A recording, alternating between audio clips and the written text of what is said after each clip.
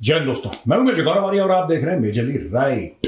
दोस्तों मोहसिन नकवी हैं। मोहसिन नकवी भाई हेड करते हैं पाकिस्तान की क्रिकेट। ये देखिए बड़ी मजेदार खबर है, पाकिस्तान क्रिकेट बोर्ड के चेयरमैन है भैया ये। ठीक है, ये पाकिस्तान क्रिकेट बोर्ड के चेयरमैन है। ये पहुंचे गद्दाफी स्टेडियम लाहौर। इन्होंने बोला बाथरूम ही नहीं है वहां पे। लिखा हुआ है, मैं झूठ नहीं बोल रहा। वो कहता भाई यहाँ पे बाथरूम नहीं है। कह रहा है हमारे स्टेडियम इतने खराब हैं कि ना इसमें बाथरूम है, ना इसमें बैठने की जगह है। ठीक है जी, और ना इसमें व्यूइंग एंगल ठीक है। ऐसा लगता है कि आप आधे किलोमीटर से देख रहे हो, 500 मीटर से देख रहे हो। ये खुद पीसीबी का चेयरमैन बोल रहा। यार एक बात बताओ, मैं एक पाकिस्तानियों से बात पूछ, आप किस मुंह से कह रहे हो कि दुनिया आए और पाकिस्तान में क्रिकेट खेले? आप किस मुंह से कह रहे हो? अभी पाकिस्तान और बांग्लादेश का मैच हुआ, पता लगा कि इन लोगों ने बोला है कि वहां पे कोई स्पेक्टेटर देखने वाले अलाउड नहीं है। वो खुद ही आपस में खेल रहे हैं। वो बल्ला घुमा रहा है, वो बॉलिंग कर रहा है, वो फील्डिंग कर रहा है, वो हाफ रहा है, उसके पसीने आ रहा है। अच्छा, देखने वाला कोई भी नहीं है वहां पे। कह रहा भैया टीवी पे देखो, कैमरा लगा दिया। इनके शहरों में मैच हो रहा है, nobody is going there to watch because they have said you can't watch. आप नहीं देख सकते भाई। ठीक है, एक तो ये बात है। दूसरी चीज, बांग्लादेश की टीम है, वो कंप्लेन कर रही है कि साहब हमारे होटल में इंटरनेट नहीं चल रहा क्योंकि भाइयों ने इंटरनेट बंद कर रखा है। क्योंकि इनको लग रहा है पकड़ पाकिस्तान में क्या हो जाएगा, सबका इंटरनेट बंद कर दिया। पूरी बांग्लादेश की टीम बोल रही है। वो कह रहा है कि भाई हम अपने माँ बाप बीवी बच्चों से बात नहीं कर सकते। इंटरनेशनल कॉल वैसे तो नहीं करेगा, ही कॉल ऑन या व्हाट्सएप या किसी और सिस्टम से वो कॉल करेगा जो भी उसका है। मना कर रहे हैं भाई लोग, मना कर रहे हैं, कह रहे नहीं खोलेंगे इंटरनेट। वो कह रहा है धीरे धीरे 2G चल रहा है यहाँ पे। बांग्लादेश में उनको 4G की आदत है। ये कह रहा है 2G चलेगा तुम्हारा, धीरे धीरे कॉल आ रहा है, ड्रॉप हो रहा है, कॉल आ रहा है, देयर फेसिंग अ। अच्छा, ये जो पूरी बात है ना कि बाथरूम नहीं है वहां पे, अब देखो आप सोचो, माना कि इंडियन टीम चली गई, मैं कह रहा हूं लाहौर चली गई, ये गद्दाफी स्टेडियम की बात कर रहा हूं, लाहौर की बात कर रहा हूं। इंडियन टीम पहुंच जाती है लाहौर, और लाहौर पहुंचने के बाद वहां पे रोहित शर्मा है, बुमराह है, कोहली है, अर्शदीप है, अपनी पूरी लाइनअप है वहां पे, और मैच चल रहा है। बीच में कोहली कहता है कि मुझे बाथरूम जाना, या रोहित शर्मा कहता है जी मुझे बाथरूम जाना। जाहिर सी बात है यार, it's a natural call, it's a call of nature. तो बोला बाथरूम जाना। कह रहा वो देख रहे हो पान की दुकान से लेफ्ट जाके पेड़ है, वही है। हाउ इज पॉसिबल यार? आप इंटरनेशनल मैचेस, दो बंदे बैठे हैं, मैच देख रहे हैं भाई, डिफिकल्ट एंगल से देख रहा हूं, ऐसे देख रहा मैच।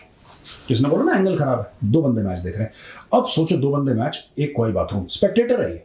मैं प्लेयर की बात ही नहीं कर रहा, वो कोहली बुमराह उनको छोड़ो, दो बंदे हैं, दो पाकिस्तानी है, मैच देख रहे हैं।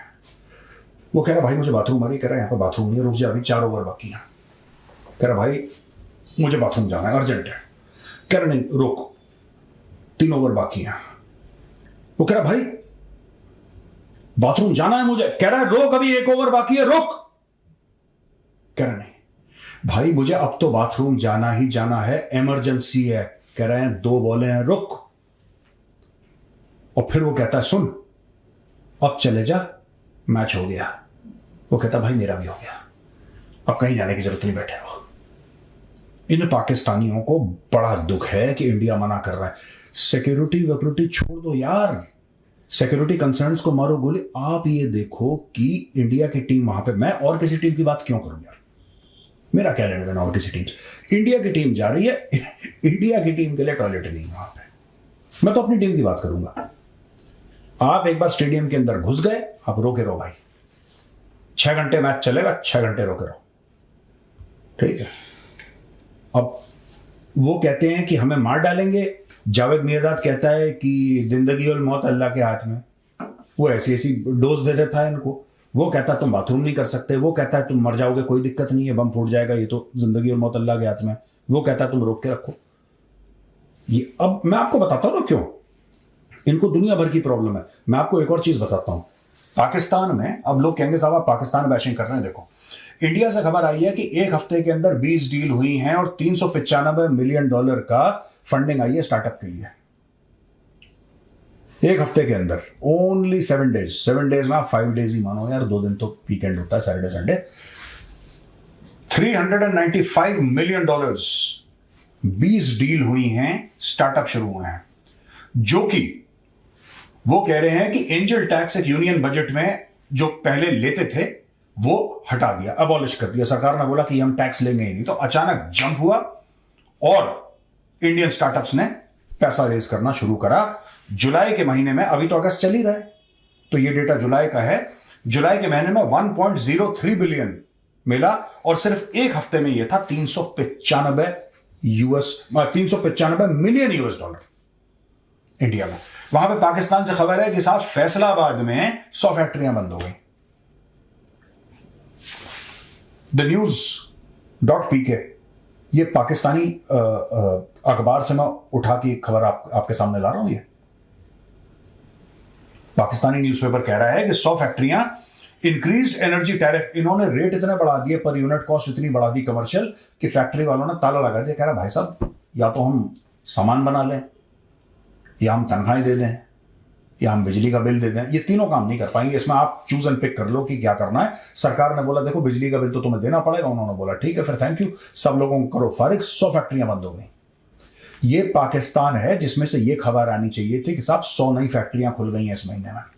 इस महीने में ओनली इन 1 मंथ पाकिस्तान में 100 नई फैक्ट्रियां खुल गई। उल्टा खबर ये आ रही है कि 100 बंद हो गई।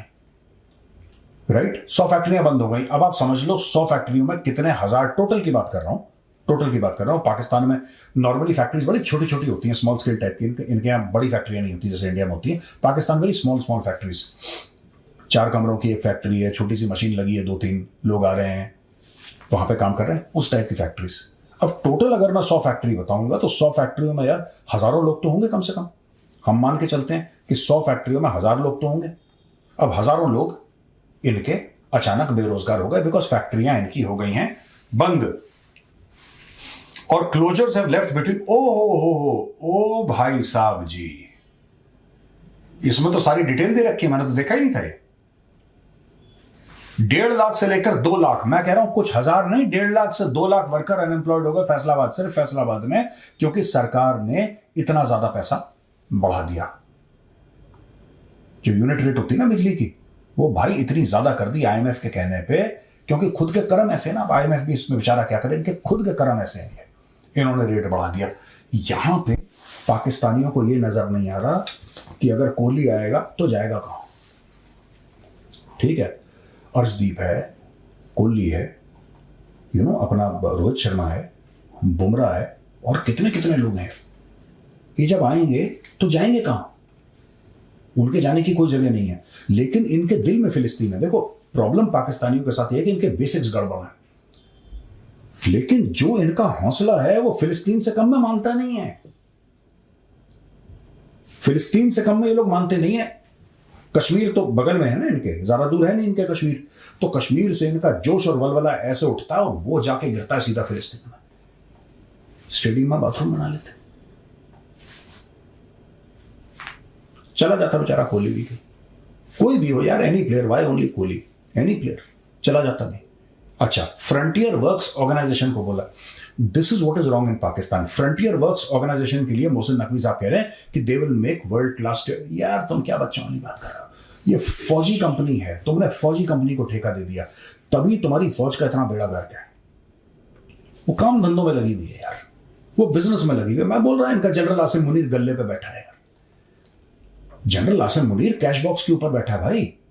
अब ये देखो, frontier works organisation, frontier works organisation is a part of the Pakistan army, it is funded by the Pakistani forces. इन्होंने एक फौजी कंपनी को, ये एक तो फौज की कंपनी है क्यों, मुझे आज तक ये समझ में नहीं आ रहा कि फौज की कंपनी का ये क्रिकेट स्टेडियम से क्या लेना देना है। I have not understood, may be because I am an Indian, may be हमारी फौज ऐसी चीजें नहीं करती है इसलिए मुझे समझ में नहीं आ रहा, मे बी, राइट। लेकिन यार पाकिस्तानियों, तुम भी तो कुछ सोचो यार, तुम्हारा बेड़ा गर्क इसलिए क्योंकि अब तुम्हारी फौज क्रिकेट के स्टेडियम बनाएगी, और मोहसिन नकवी कहता है कि वर्ल्ड क्लास स्टेडियम बनाएगी। इन लोगों ने पहले कौन से वर्ल्ड क्लास स्टेडियम बनाए हैं? वो स्टेडियम जिसमें कोहली या रोहित शर्मा, मैं फिर कोहली रोहित शर्मा पे आ गया, लेकिन कोहली और रोहित शर्मा 10 बार सोचेंगे जाने से पहले। और ये मोहसिन नकवी क्या बोलेगा, रोहित भाई होटल में करके आओ पूरा, तो रोहित शर्मा बोलेगा होटल में भी नहीं है अभी भी, यहां पे तो होटल में भी इंतजाम नहीं है। ठीक है, अब जब तक पाकिस्तान से फ्लाई आउट नहीं करेंगे तब तक कोई वहां पे निजात नहीं है परेशानी की। ये इन्होंने हाल कर रखा है, चाहिए इनको कश्मीर और फतेह करनी इनको फिलिस्तीन। अभी कह रहे हैं फ्रंटियर वर्क्स ऑर्गेनाइजेशन जो कि एक फौजी कंपनी है वो स्टेडियम बनाएगी।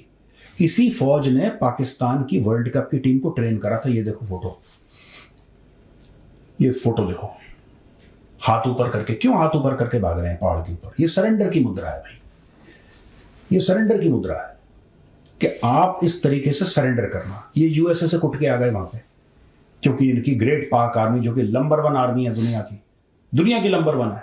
और इनकी आर्मी चीफ ने बोला था, तुम सबसे हार जाओ, इंडिया से मत हारना। एक्चुअली जनरल आसिम मुनीर ने बाबर आजम को बोला था, तुम सबसे हार जाना बेटा, इंडिया से मत हारना। ये तो उनके आर्मी चीफ की अकल है। This is the standard of their army chief, कि सबसे हार जाना। उन्होंने बाकी इंडिया से मत हारना ये नहीं सुना, सबसे हार जाना ये सुन लिया और निपट गए वहां पे। और सबसे पहले निपटे अमेरिका से। यार हद हो गई। तो जिस फौज ने इनको ट्रेन करा और वर्ल्ड कप में निपटाया, वही फौज एक स्टेडियम बनाएगी, पता नहीं क्या बनाएगी।